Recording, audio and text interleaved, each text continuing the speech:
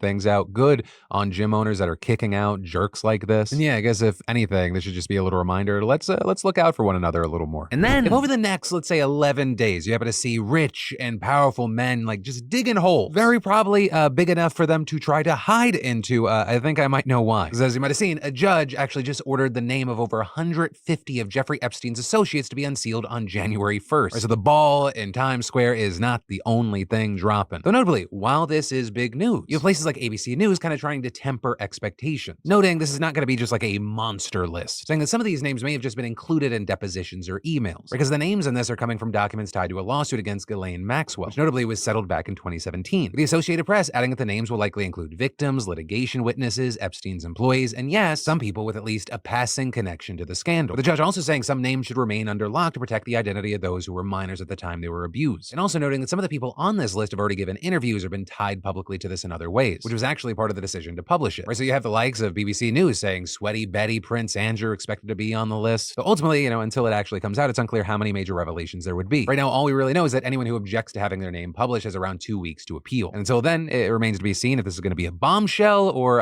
kind of a regurgitation of things we already knew. And then, so I think the easiest way for me to do this business story is to do a little piece from my new stand-up special. So,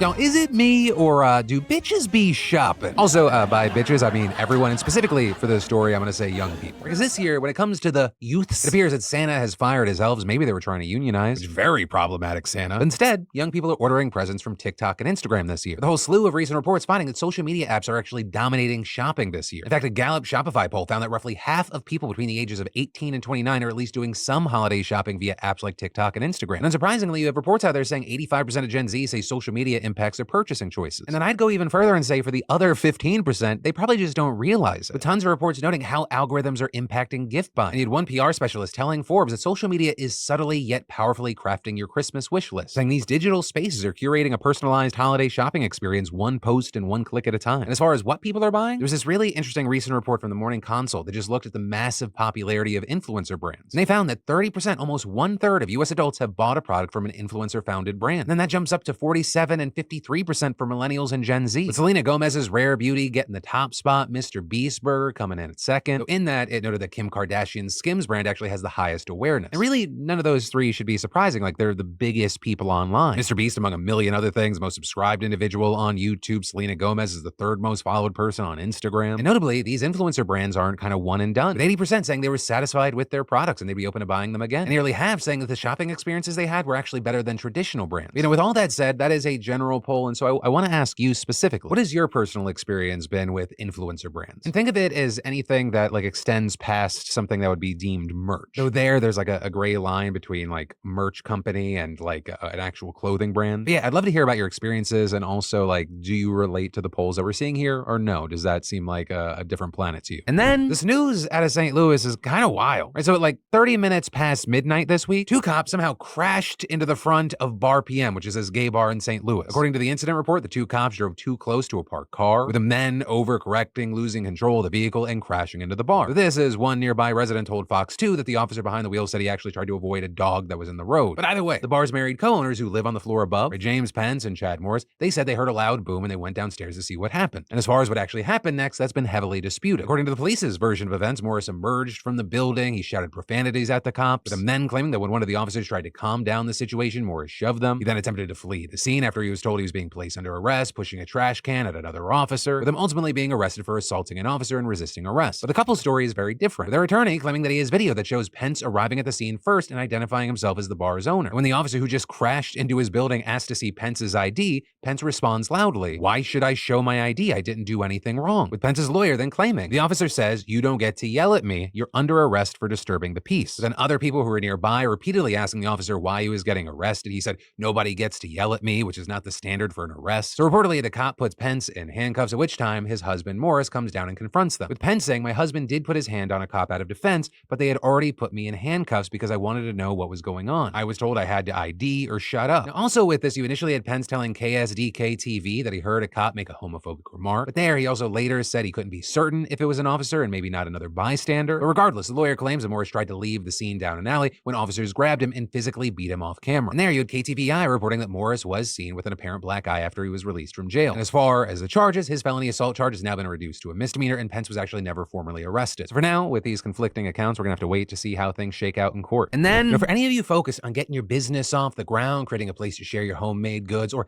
even a personal blog, I got a great solution for you. And it comes from, and I want to thank the fantastic sponsor of today's show, Squarespace. Because I've been partnering with Squarespace for years now, and I have to say, it is still so easy. There's nothing to install, patch, or update ever. I mean, creating a beautiful website with Squarespace's Fluid Engine is so easy. You just drag things where you like, no coding necessary. And if you need a starting point, Squarespace has a bunch of great professional templates. I mean, you can even sell custom merch easily. Squarespace handles all the production and the shipping. Plus, with Squarespace, you get access to all their marketing tools and analytics and their award-winning customer care team via email or live chat 24/7. So go check it out, see why so many others love it, see why you're gonna love it, and start your free trial today over at squarespace.com/Phil. When you realize that it's for you, just make sure you enter an offer code Phil to get 10% off your first purchase. And then we gotta talk about the Colorado Supreme Court now disqualifying Donald Trump from appearing on the state's primary ballot. And also with it, break down what's gonna happen next. Because they determined that he engaged in insurrection on January 6th, and so he's disqualified from the election under the constitutional provision that prevents insurrectionists from holding office. Which we've talked about before, but to specifically lay it out, under Section 3 of the 14th Amendment, people who have taken an oath to support the U.S. Constitution are prohibited from holding office if they, quote, have engaged in insurrection or rebellion against the same, or given aid or comfort to the enemies thereof. And as far as why we even have that amendment, it's because of the Civil War. It was meant to stop former Confederate officials from becoming members of the government they had just rebelled against. And while obviously that was the express purpose, you have legal experts arguing that the rule has a broad scope. And so voters have been testing that out in a number of challenges. But until now, none of those challenges actually convincing courts to remove Trump. But in their judgment, the state Supreme Court reversed a decision from a Colorado trial judge who ruled that yes, Donald Trump did engage in insurrection, but that he actually couldn't be removed from the ballot because Section 3 doesn't include the president. The trial judge arguing that the presidency is just not included among the offices explicitly listed in the constitutional provision. And with that, because the presidential oath is different from the oaths taken by those other offices, Section 3 cannot be applied to the highest seat of power. But in a 4-3 vote, the Colorado Supreme Court disagreed, saying you were right, yeah, Donald Trump did engage in insurrection, but 2, he can be held accountable under Section 3. The majority writing in their decision, President Trump asks us to hold that Section 3 disqualifies every oath-breaking insurrectionist except the most powerful one, and that it bars oath breakers from virtually every office, both state and federal, except the highest one in the land. Both results are inconsistent with the plain language and history of Section 3. And then going even further, the majority address other key legal questions that have been at the heart of these Section 3 cases nationally, ruling that Congress is not required to disqualify candidates and that the power is well within the jurisdiction of the legal system. Saying, were we to adopt President Trump's view, Colorado could not exclude from the ballot even candidates who plainly do not satisfy the age, residency, and citizenship requirements of the Constitution. And also very notably in this situation, right, the judges who voted against this, they did so based on procedural arguments. Right? It wasn't about whether Trump engaged in insurrection or not, saying Trump hasn't been convicted or even charged of insurrection. And one of the three claiming that the court doesn't have the power to decide matters that fall under Colorado's elections code. So I mean, right now we're in an unprecedented situation. It's also really unclear like what kind of practical impact this is going to have. Because in their ruling, the Colorado Supreme Court said it would stop the decision from taking effect until January 4th, which is right before the Colorado Secretary of State is required to certify the primary ballot. And if Trump appeals, which of course he's gonna, that hold will stay in place until the U.S. Supreme Court chimes in. But also, here's the thing, for Donald Trump, like Colorado just as a state is not important. He's getting the nomination. This is all about the U.S. Supreme Court now, because I really don't see a world where they don't take up this case and fast, especially because a ruling on this case could determine similar legal battles in other states. And if they found that the Colorado Supreme Court was in the right here, I mean, there's no reason to think that other states wouldn't take this up as well. But, and this is my opinion, I personally don't believe that the Supreme Court's going to go that way. And I know it's very easy to go, well, yeah, there is a 6-3 conservative liberal split. But it's not actually that simple. Right? That Colorado Supreme Court, all 7 of the justices were actually appointed by Democrats. And still, the vote was split 4-3, right? This is a divisive issue even among liberals. In the opposition to removing Trump from the ballot, like they have multiple arguments they can play out. Whether they want to argue that Section 3 for some reason shouldn't count for the president, which is insane. It's like, we don't want insurrectionists unless they're the president. Or they find it to be anti-democratic to have the legal process do this rather than, let's say, Congress. And hey,